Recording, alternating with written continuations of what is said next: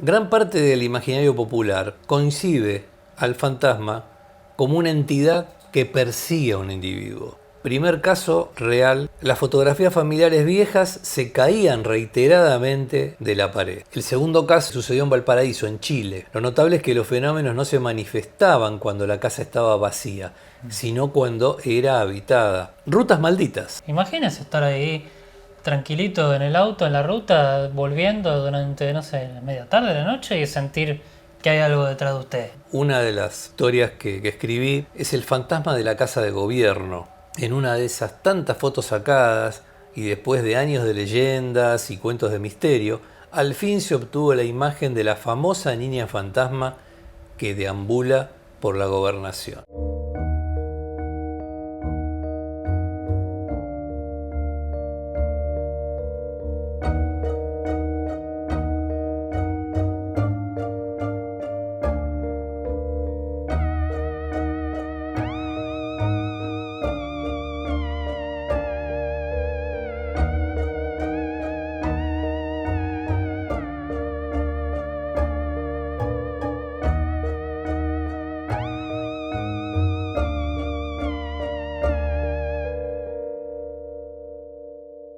Tenebrosas noches, claramente. Tenebrosas noches. Aquí a audiencia, bueno, profesor, tía Roberta, Tito, Waldi, todos. La temática de hoy es una temática un tanto oscura. Vamos a hablar de fantasmas ligados a casas, objetos, rutas, básicamente en América, especialmente en nuestro país. Sí, Tito, sí, ya sé. Vamos a activar la membresía de nuestro canal, estamos muy contentos de anunciar eso, si se quiere. Bueno, ese es un flor de anuncio. Flor de anuncio, sí, porque bueno, ahí justamente vamos a estar publicando contenido adicional para aquella gente que sea más afín, fanática de lo que tiene que ver, más súbditos de la orden de Parasomnia, ¿no es cierto, profesor? Y bueno, el que lo desee, va a poder disfrutar de un contenido extra y de otra calidad que no va a estar disponible para el público general, sí, que tal vez entra hasta por accidente en nuestro canal. ¿A todo esto ya es hora, me parece a mí, profesor? Sí, Dunkel, él ya está aquí, así que vamos a comenzar. Bien ahí Serene, que también anotó Tecti. Anoten todos Tecti, porque vamos a hablar de unos cuantos ejemplos de fantasmas. Y voy a aclarar ya de entrada algo que va un poco contra lo que muchas veces se ve en películas y en historias, cómics. Gran parte del imaginario popular concibe al fantasma como una entidad que persigue a un individuo. Sin embargo, en América, y especialmente en Latinoamérica, los relatos más persistentes y temidos describen otra lógica. El fantasma no sigue a la persona entra en su territorio. De pronto la persona invade el territorio del fantasma y es un desconocido ocupando un lugar que desde el punto de vista del espectro no corresponde. Bueno, desequilibra. Esto coincide perfectamente con una película bastante conocida, profesor, que usted debe haber visto. Me hace acordar al Beetlejuice, la primera, los Maitlands, que justamente al principio no se dan cuenta que están, no lo digo una vez más por la duda, ya lo van 2 veces, justamente que al principio como que no se dan cuenta que están en otro mundo, pero cuando se dan cuenta dicen como, bueno, que su casa está siendo invadida, sí. Tal cual. Ejemplos de estos son de pronto las casas heredadas, que parecen resistirse a los nuevos habitantes, muebles antiguos que traen algo consigo, rutas donde los accidentes se repiten, estaciones abandonadas donde el tiempo parece detenido. Este texto explora algunos casos reales, documentados, testimonios recogidos por investigadores, cronistas, periodistas y religiosos, donde la manifestación fantasmal está indisolublemente ligada a un espacio físico o a un objeto concreto, convirtiendo al entorno cotidiano en un umbral. La casa antigua heredada es uno de los escenarios más frecuentes del terror fantasmal en América. No se trata solo de edificios viejos, sino de espacios cargados de memoria familiar, de silencios y acontecimientos no resueltos. Primer caso real que traemos en esta charla. Provincia de Buenos Aires, década de 1990, una familia heredó una casa de principios del siglo XX en una localidad del interior bonaerense. Según los testimonios recogidos por un investigador folclórico local, las puertas se cerraban solas, pero solo de noche. Se escuchaban pasos en el pasillo que conducía a la antigua habitación del abuelo. Las fotografías familiares viejas se caían reiteradamente de la pared. Sí, esto me recuerda algunas cosas, profesor. Este relato que contó sobre la historia del tío de Mario, ¿no es cierto? Y el cuadro. La historia del tío de Mario. Mario era un amigo mío, conocido durante bastantes años. En su oportunidad, charlando con él en la casa, me contaba una serie de eventos paranormales que tienen que ver bastante con todo esto. De pronto ver que un cuadro sale de la pared y luego cae al suelo es algo bastante perturbador, digamos, de observar. Ahora bien, volviendo a esta casa heredada, los fenómenos comenzaron cuando se terminó de hacer la sucesión, cuando la casa dejó de pertenecer al propietario original y una de las nietas declaró: mientras mi abuelo vivía la casa estaba tranquila, cuando murió empezó a reclamarla. Esto lo dijo una criatura. La familia terminó habitando solo una parte del inmueble, dejando el ala antigua cerrada. Y esto sucede porque obviamente las partes que se cierran son partes que de algún modo están constantemente recibiendo todo tipo de manifestaciones, ruidos extraños, desconocidos, cosas que se mueven solas, extrañas corrientes de aire, las sensaciones a veces de no estar solos.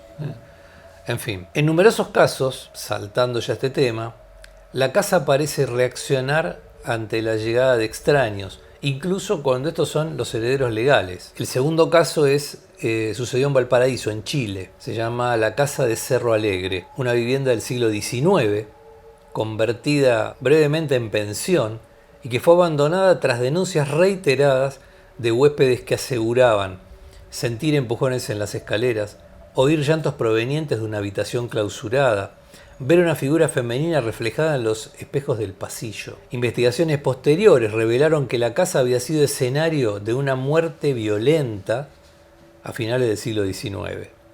Lo notable es que los fenómenos no se manifestaban cuando la casa estaba vacía, sino cuando era habitada.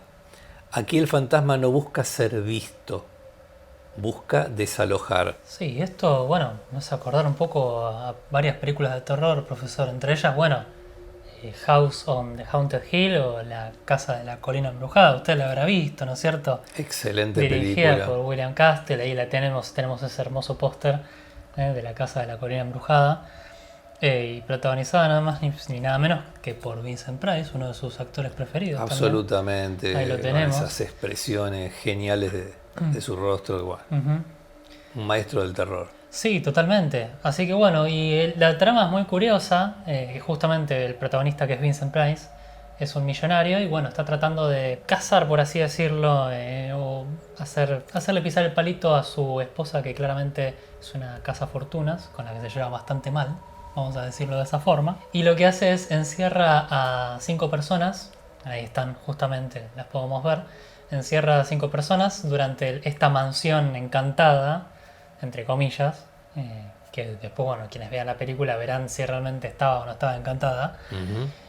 Las encierra ahí y tienen que sobrevivir toda la noche hasta el amanecer. Entonces están como encerrados ahí, nadie puede escapar. Y ahí el tema es... Suceden cositas. ¿Qué sucede ahí, no es cierto, con esos participantes?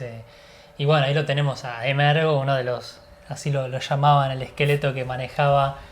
Habían algunos artilugios teatrales en los que intentaban que algunos participantes desistieran. Estamos hablando del precio de la fortuna ese que les iba a dar a quien sobreviviera. Estamos hablando del año 1959. Sí. Acá no hay inteligencia artificial, todo era analógico y Emergo era un esqueleto fabricado a tal fin, sí. preparado para realizar una serie de movimientos, obedeciendo obviamente al director, ¿no? Sí, en este caso, ahí está con la protagonista femenina. Sí, Sí, sí, con la que vendría a ser Así que la esposa malvada no cuente, Bueno, no, bueno, está bien, no spoilemos. deje que la gente vea y bueno, Bueno, después de una escena, ¿no? Las imágenes que hemos elegido son imágenes son nada imágenes. más, y están puestas de una forma que no van a poder suponer demasiado. No Ahí lo lo sé. tiene a Emergo también haciendo de las suyas. Sí, sí. Bueno, y acá Bueno, como para postre, como para terminar, algunas de las pequeñas escenas que me parecieron sí, sí, una de las escenas memorables, sí. siempre muy lindas. Ujú. Así que bueno, recomendar por supuesto, es un clásico. Sí, de hecho está Kaizen. la reseña hecha, Sí, sí, es cierto. de La Casa de la Colina Embrujada, así que si tienen oportunidad de verla, disfrútenla porque vale la pena. Acá Caburé Desplumado Sí, menciona la película Los Otros, muy buena también la acotación porque en esa película justamente también sucede, ¿no? Que hay una serie de sí. sucesos Otra vuelta de tuerca, ¿no es cierto? entre los Basada. fantasmas, que están ocupando un lugar y la gente que de pronto invade de algún modo, los seres vivos que invaden el espacio espectral. Tengo un dato curioso para darle, A ver, que dígame. seguramente no sé si conoce. Porque justamente Caburé Desplumado habla de la película de los otros, que entiendo que es más o menos de fines de los 90 o principios de los Con 2000, Nicole con Kidman. Nicole Kidman. Pero esa en realidad es una reversión o un remake, si se quiere, de una película mucho más vieja que es Eh, Los Inocentes, perdón, ahí está. The ah, Innocents, Los Inocentes. Los Y justamente, Inocentes es una review de Otra Vuelta de Tuerca. claro, y bueno, los otros también es como la remake de Los Inocentes. Ahí está, eso era, Los Bueno, Inocentes. ahí vamos sumando, Un poquito de cine. un poquito de cine. Entonces, hay objetos que evidentemente conservan algún tipo de, se podría decir, vibración, energía densa. Se puede decir que es el terror portátil. A diferencia de las casas, los objetos poseen una cualidad particularmente inquietante porque se desplazan, no son un inmueble. Se mueven, yo te regalo un objeto y el objeto va con vos y lleva también toda su carga, sus recuerdos energéticos los lleva contigo. Y en América, por supuesto, abundan relatos sobre baúles, espejos, relojes que parecen actuar como vehículos de una presencia. El ejemplo de esto está en Santa Fe, en Argentina, de un espejo heredado. En el año 2004, una familia recibió un ropero antiguo que pertenecía a una tía que falleció. Al poco tiempo se escuchaban golpes desde el interior del ropero por la noche. El espejo, tenía un espejo el ropero dentro, que se empañaba aunque no hubiera humedad. Los niños se negaban a dormir en esa habitación donde lo habían puesto. Un sacerdote convocado por la familia recomendó sacar directamente el ropero y una vez sacado de la casa, los fenómenos cesaron de inmediato. El sacerdote declaró: el fenómeno paranormal no era la casa, era lo que habían traído a ella. Ciertos objetos concentran cierto tipo de energías o vibraciones que tienen que ver con el uso prolongado, cargas emocionales, cercanías con la muerte. Me refiero a camas, escritorios, sillones, espejos que aparecen con frecuencia en relatos reales porque fueron testigos pasivos de enfermedad, de agonía, de aislamiento. En México hay un caso interesante que menciono sobre el escritorio de un maestro. Está registrado por cronistas locales e involucra un antiguo escritorio escolar comprado en una subasta. Los nuevos dueños de este escritorio relataron: aparecía escritura espontánea en hojas sueltas. Se escuchaban sonidos de tiza raspando la madera. Sensación de ser observados mientras trabajaban en ese cuarto. El escritorio había pertenecido a un maestro rural que murió solo en la escuela a mediados del siglo XX. Profesor, bueno, también noto similitudes con la tía Roberta y este escritorio, profesor, el que usamos para el streaming. Hay algo que no me contó aquí, ¿eh? Exactamente. Pero eso lo dejo para otro capítulo. Bueno, Rutas malditas, fantasmas en tránsito. Uno de los fenómenos más recurrentes en América es el de rutas donde los accidentes se repiten, acompañados de apariciones o presencias. Sí, es como que los fantasmas parecería que tienen una cierta, no sé, predilección o preferencia por las rutas, profesor. Yo creo que tiene que ver con sucesos lamentables donde pierde la vida una persona y parte de su energía queda residiendo en ese lugar, tal vez porque no entiende bien qué ocurrió, Claro. no puede continuar con su camino y son muchos los casos porque ese tipo de sucesos se reiteran en todas partes del país. Bueno, sí, así como la historia que contó en el streaming pasado sobre Telén también. Y bueno, la que ya está también en nuestro canal, que lo pueden encontrar, la de camioneros. Desde ya, Ujú. desde ya. Hay innumerables relatos de viajantes que luego de hacer un viaje, una ruta determinada, hablan de figuras que cruzan la ruta y desaparecen, personas que piden auxilio y después se esfuman, sensación de algo sentado en el asiento trasero. Muchos de estos testimonios coinciden en tramos donde ocurrieron accidentes fatales reiterados. Un camionero declaró: yo no vi a nadie, pero de pronto supe que no estaba solo en el camión. Esto tiene que ver un poco con la historia de camioneros. Sí, claro, sí, sí. Hay muchas historias, relatos que cuentan de todo esto.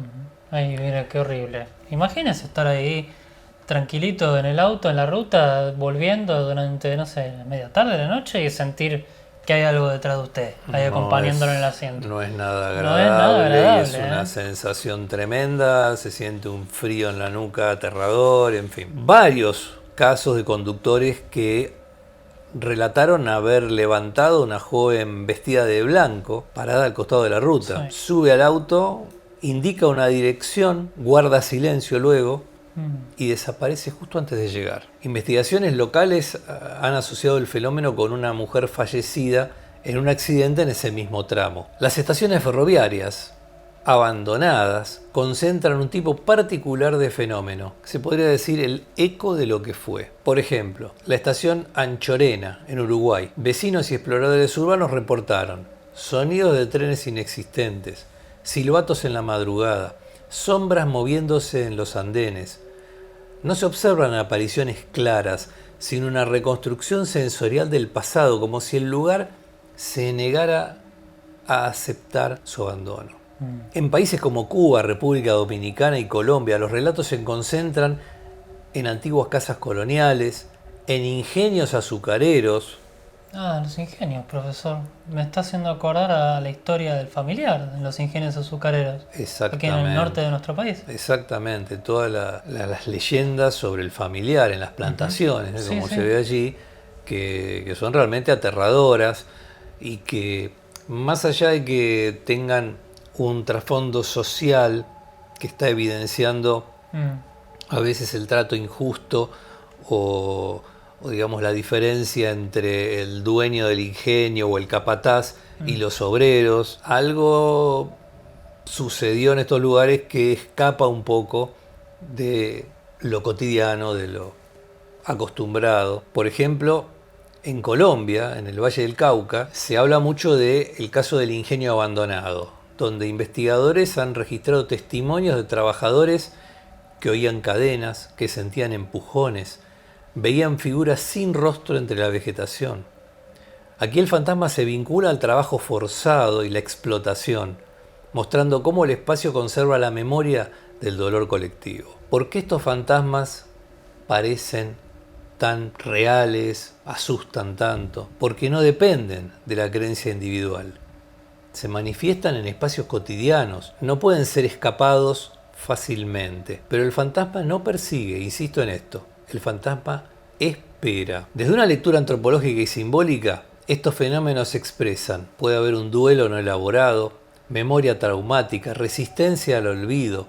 El lugar funciona como un archivo emocional, que cuando alguien entra, lo activa. Como conclusión, podríamos decir que los fantasmas ligados a casas, objetos y rutas de América no buscan asustar por espectáculo. Su fuerza radica en la permanencia. Están donde siempre estuvieron. Somos nosotros quienes pasamos. Mientras existan casas heredadas, muebles antiguos, rutas transitadas, estaciones olvidadas. Habrá lugares que recuerden demasiado. Y cuando un lugar recuerda, el visitante deja de ser observador para convertirse en parte del relato. Sí, profesor, me quedé pensando un poco en el tema de lo de las cadenas, el ruido de las cadenas y los fantasmas. De hecho, había una imagen hace un ratito de un fantasma, varios fantasmas con cadenas. También me hace acordar un poco, bueno, a la historia documentada, una de las primeras historias documentadas, la de Plinio el Joven. El sonido de las cadenas está muy asociado al fantasma, al espectro, ya en mucha bibliografía, desde, qué sé yo, la historia esta del filósofo Atenodoro, Sí. hasta la historia de Dickens sobre el señor Scrooge, que de pronto Señor se Scrooge. le aparece el espectro del socio arrastrando cadenas. El sonido de las cadenas parece algo muy conectado con la aparición, con el fenómeno de sentir, de tener contacto con un fantasma. Claro.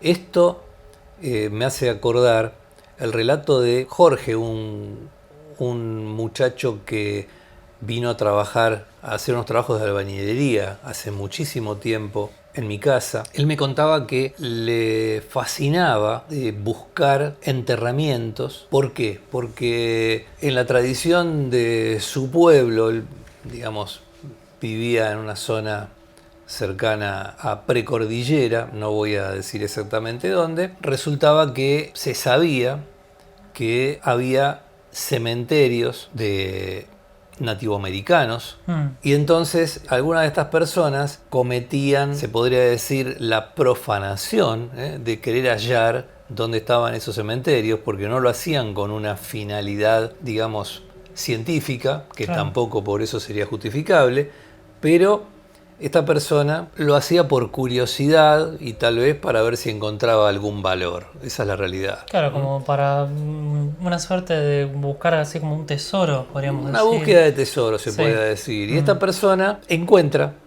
en una zona una pirca, o sea, es decir, una construcción de piedras, se las empieza a retirar y le aparece un cráneo con una pequeña placa de oro sobre la frente, por lo tanto se trataba de un personaje importante, un cacique, un sacerdote, Sí. que había sido enterrado allí, que había sido enterrado de pie. A los grandes nobles o personas muy importantes las enterraban de pie, o al menos eso me contaba esta persona con su conocimiento, y resultó que cuando vio eso comenzó a escuchar ruidos, entonces se empezó a atemorizar, se dio cuenta que estaba haciendo una profanación, así que volvió a dejar todo como estaba Claro. y comenzó a bajar el cerro donde él estaba y sintió que lo perseguían, sintió que caían algunos pedruscos y lo que más me llamó la atención, el ruido de cadenas. Constantemente sentía cadenas que se arrastraban y que parecía que se le iban a venir encima. Así que evidentemente Sí. ese hecho es una especie de leitmotiv Sí, de las que cadenas, se da en muchos casos se ha dado y bueno, Sí. cuidado si escuchan ruido de cadenas porque quiere decir que no están solos. Y algo que me está haciendo acordar a lo que estaba relatando recién era la película, bueno, la del cementerio de animales, por ejemplo. Exactamente. Con ese cementerio también nativo de Había un Zimbabue, cementerio de indio sí, sí. detrás y justamente la profanación de ese cementerio se pagaba muy Sí, caro. sí, bueno, Poltergeist también. Poltergeist también, o sea, es constante. Sí. Y de hecho, vamos a hacer un Twitch justamente sobre el traslado de los cementerios y todo lo que ello implicó Sí. y puede llegar a implicar también. Pero bueno, hablando de fantasmas, entiendo que tiene algunos relatos para contarnos sobre fantasmas, ¿no es Sí, cierto, sí, profesor? justamente hablando de fantasmas y de posesiones, una de las historias que escribí es el fantasma de la casa de gobierno. Y les cuento entonces un poquito la historia, que trata justamente sobre los misterios de la Casa de la Gobernación bonaerense que está en La Plata. Un edificio que está situado entre las calles 51 y 53, 5 y 6, frente a la Plaza San Martín, en La Plata. El edificio de la Gobernación tiene un estilo neorrenacentista de influencia flamenca. Posee más de 100 habitaciones y les voy a relatar algunos hechos paranormales. Uy, bueno. Hablando de paranormales. Sí, cambió la luz y todo. Comenzaré con lo que ocurrió el martes 13 de septiembre del 2016. Ese martes 13, cumpliendo con su fama, sí, dejó su huella en la Gobernación bonaerense. Un apagón, como esto de recién, en la Casa de Gobierno, fue la escenografía en donde se fotografió la imagen de una niña que solo existía en testimonios confusos, comentarios e historias paranormales. El día era nublado, de clima cambiante, con fuertes vientos que se hicieron presentes en la ciudad de La Plata y que provocaron cerca del mediodía un apagón total en el edificio de la Gobernación. Las grandes dimensiones del lugar y la arquitectura de antaño hicieron que la oscuridad se adueñara de todo el edificio. Allí, en una de esas tantas fotos sacadas y después de años de leyendas y cuentos de misterio, al fin se obtuvo la imagen de la famosa niña fantasma que deambula por la Gobernación. Se trata de una niña vestida de blanco, con ropas de época antigua, a la que muchos testigos vieron y temieron muchísimas veces y que fue captada en esta oportunidad por una fotografía tomada con el celular de un empleado de la Casa de Gobierno. Otros al verla afirmaron: sí, es esa la nena que vimos algunas noches deambulando por el hall central. Diariamente, cuando el reloj marca las 21 horas, casi no queda nadie en la Gobernación, salvo los policías que deben cubrir sus guardias en distintos puntos del edificio y el personal de limpieza que recorre las oficinas para hacer su trabajo. La poca gente que transita el lugar de noche asegura que allí se produce un cambio en su atmósfera. Quienes deben transitar en esas horas a través de esos enormes y antiguos pasillos de la Casa de Gobierno casi vacía, afirman que suceden fenómenos paranormales. Una noche pasada las 12, según los testimonios, en el puesto de control de la entrada que conduce al Salón de los Acuerdos y al despacho del gobernador, estaban 2 policías realizando el habitual cambio de turno. El puesto se ubica en el primer piso del edificio y tiene ventanas que dan a las escaleras que conducen al hall de entrada. En ese momento uno de los efectivos escuchó el sonido de la risa alegre y llamativa de una niña. Sorprendido, se lo comentó a su compañero, quien al poner atención también escuchó la misma risa. Confundidos, ambos se preguntaron qué podía estar haciendo una niña a esas horas de la noche en ese lugar tan solitario. Mientras tanto, las risas se escuchaban más fuertes y cercanas, lo cual de manera impulsiva obligó a los 2 policías a abrir las ventanas para observar qué estaba ocurriendo. Asombrados, observaron de espaldas a una nena vestida de blanco con un viejo vestido, saltando alegre por el hall, y que de a poco se dirigía al patio de las palmeras. Ambos decidieron bajar y cuando llegaron al lugar no encontraron nada. La niña vestida de blanco había desaparecido. Se habla también de manchas de sangre que suelen aparecer de la nada, por ejemplo en el suelo debajo de algún cuadro. Otros rumores que han trascendido entre los empleados del lugar hablan de gritos distorsionados que se escuchan por la noche y parecen venir del Salón Dorado. También se oyen llantos y tartamudeos de niños llorando. Narran también la historia de un vigilador que intentaba dormir en la cama de la habitación cuando sintió una presencia extraña que se sentó en la cama mientras se movían ruidosamente las cortinas de la ducha del baño. Varios testimonios afirman que tras la puerta de madera y vidrio que conduce al pasillo, donde en sus paredes cuelgan los retratos de todos los gobernadores bonaerenses que tuvieron mandato, se vio más de una vez cruzar la figura de una persona oscura, a la cual nunca se le pudo ver el rostro. Así las rondas de vigilancia nocturna se transforman en un viaje aterrador, especialmente cuando incluyen revisar el altillo del edificio. El altillo está ubicado en el último piso y es el lugar más descuidado en cuanto a las refacciones, dándole un aspecto muy tenebroso por las noches. Estas historias de fantasmas y fenómenos paranormales no son nuevas en la Casa de Gobierno provincial. El 27 de noviembre de 1882,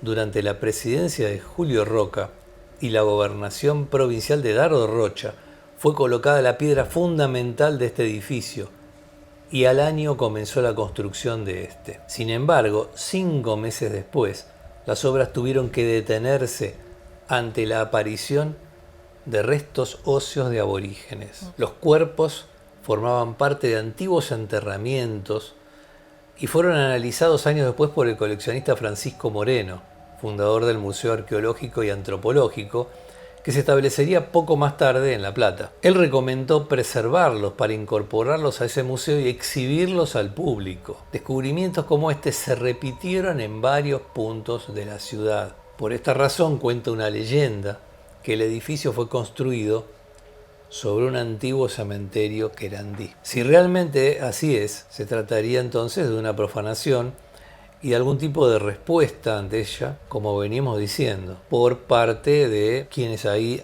han sido enterrados y han sido perturbados en su descanso. Tal vez muchos de los sucesos acontecidos están en relación con los espíritus de los indígenas, cuyo descanso fue interrumpido por la construcción de la gobernación. ¿Qué le parece, don Miguel? A veces usted puede estar caminando muy tranquilo, muy orondo, y resulta que está sobre un antiguo cementerio. No, y otra vez con los cementerios. Claro, sí. Ahora hay cementerio. Todos los lugares donde el camino son cementerios. Lo hace a propósito, ¿no es cierto? No. Tito no es gracioso. Los cementerios están ahí. Tito, eso no es gracioso. Veo que la luz continúa tenue, profesor. Sí, porque ya que hablamos de este cementerio indígena, hay como una segunda parte de este relato, ahondando un poco en esta secuencia de hechos que terminaron, con la profanación de un cementerio y algunos efectos residuales luego. Bueno, a ver. Voy a hablar entonces del cementerio indígena, que tiene que ver un poco con todo esto que venimos diciendo, como para terminar de cerrar la idea. El edificio de la Casa de Gobierno de la Ciudad de La Plata, que se empezó a construir en 1882, 5 meses después tuvieron que interrumpir la obra porque se hallaron restos humanos en esos terrenos. Esos huesos fueron identificados como indios pampas o querandíes, y Francisco Moreno, el perito Moreno, director del Museo de Ciencias Naturales de La Plata, solicitó que se conservaran para incorporarlos a las colecciones del futuro museo y las distintas salas que se iban inaugurando. Posteriormente se hicieron hallazgos similares en otros puntos de la ciudad. Por eso en la fachada de la Casa de Gobierno, en la Plaza San Martín, sobre el dintel de la puerta, hay una pequeña escultura con cabezas de un hombre blanco y de un indígena. Germán Burmeister, científico, director del entonces llamado Museo Público, recibió en diciembre de 1882 un encargo del ministro de Gobierno provincial, el doctor Carlos D'Amico. El pedido consistía en inspeccionar un lugar en la ciudad de La Plata, recientemente fundada como nueva capital de la provincia de Buenos Aires, donde durante las excavaciones para los cimientos de los nuevos edificios habían sido encontrados esqueletos humanos. Burmeister concurrió brevemente a La Plata y al retornar escribió una carta al ministro de Gobierno en la cual le informó de los resultados de sus observaciones. Describió la disposición de los esqueletos, cráneos, huesos, en buen estado de conservación. Más tarde diría que eran frágiles y que los más delgados estaban descompuestos. Burmeister supuso la colocación de los cuerpos cercanos a la superficie, colocados en posición fetal y distanciados entre sí sobre un cúmulo de conchas de un molusco de la antigua boca del Río de la Plata, que según él corresponden a las costumbres de los indios antiguos del país. Y dijo que sin duda ese lugar ha sido un cementerio indio del tiempo antes de la conquista española. Asimismo presumía que, dada la ausencia de puntas de flecha y alfarería en las excavaciones, dicho cementerio es de otra tribu de indios muy salvajes y de otra raza de las del territorio vecino. Estamos hablando de un científico que colaboró, que no era un experto, en una época donde todavía ni siquiera había dataciones. Claro. Así que Burmeister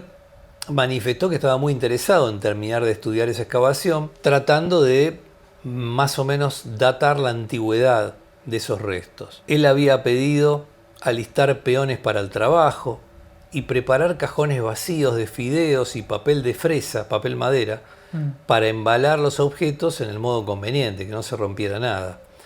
Encontraron los restos de 7 indígenas sentados y a una distancia de 5 o 6 metros. Más alejados se encontraron los restos de la mitad anterior de un caballo. Según el estado y aspecto de todos los huesos, debieron haber sido enterrados en la misma época. La recolección de los esqueletos se llevó a cabo en los últimos días de diciembre de 1882 con ayuda de los peones, y los restos de los 7 indígenas fueron trasladados en tren hasta el Museo Público, donde los empleados se ocuparon de su restauración. El hallazgo de los restos del caballo en el cementerio indígena indicaría que el cementerio pertenece a un periodo posterior a la llegada de los españoles a nuestro territorio. No olvidemos que cuando llegan los españoles, sí, supuestamente aquí no había caballos. Sí. Supuestamente no había caballos. Se habían extinguido hacía 8.500 años. El edificio del Museo de Ciencias Naturales de La Plata se comenzó a construir en 1884. Fue inaugurado en 1889.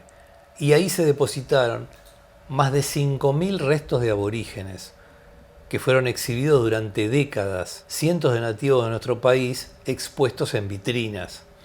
Además, dicho museo sirvió como prisión de nativoamericanos capturados, como el cacique Inacayal y su mujer, quienes fallecieron allí. En otra oportunidad les voy a contar la historia de este cacique y les voy a pasar mucha más data también. Y además de eso, como postre, le voy a sumar también la leyenda de la bruja tolosana de la ciudad de La Plata y su famosa maldición, que se considera responsable de que ningún político que haya gobernado la ciudad de La Plata pudo alcanzar la presidencia de la nación. Ya hablaremos de esto con todo detalle, pero bueno, quería simplemente comentarles que es un tema que tiene un montón de distintas ramificaciones y que la idea es irlas abarcando. Sí, hay muchas cuestiones sobre el está mismo bueno, fenómeno. está bueno conocer sobre el tema. Sí. Bueno, ya que estamos, le comento, Ranger Doomer, es un caso bastante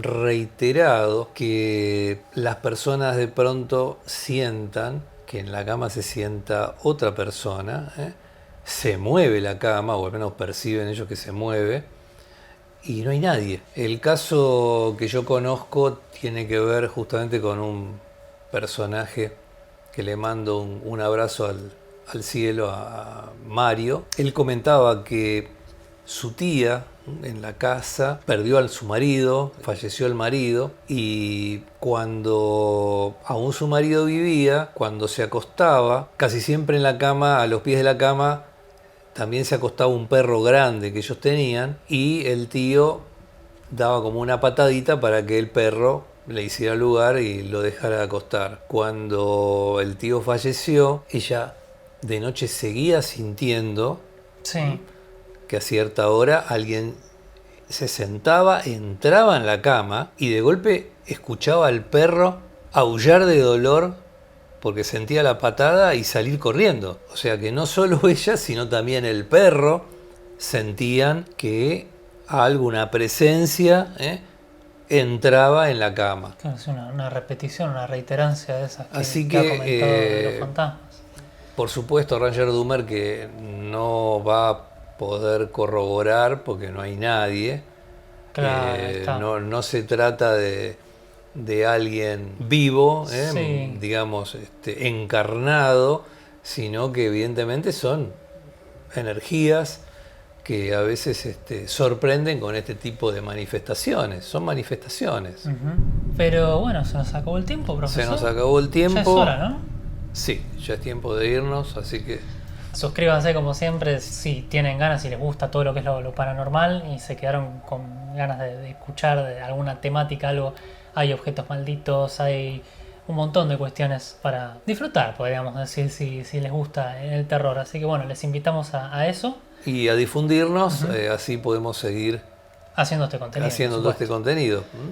Así que bueno, esto fue La Hora Tenebrosa y tenebrosas noches para todos.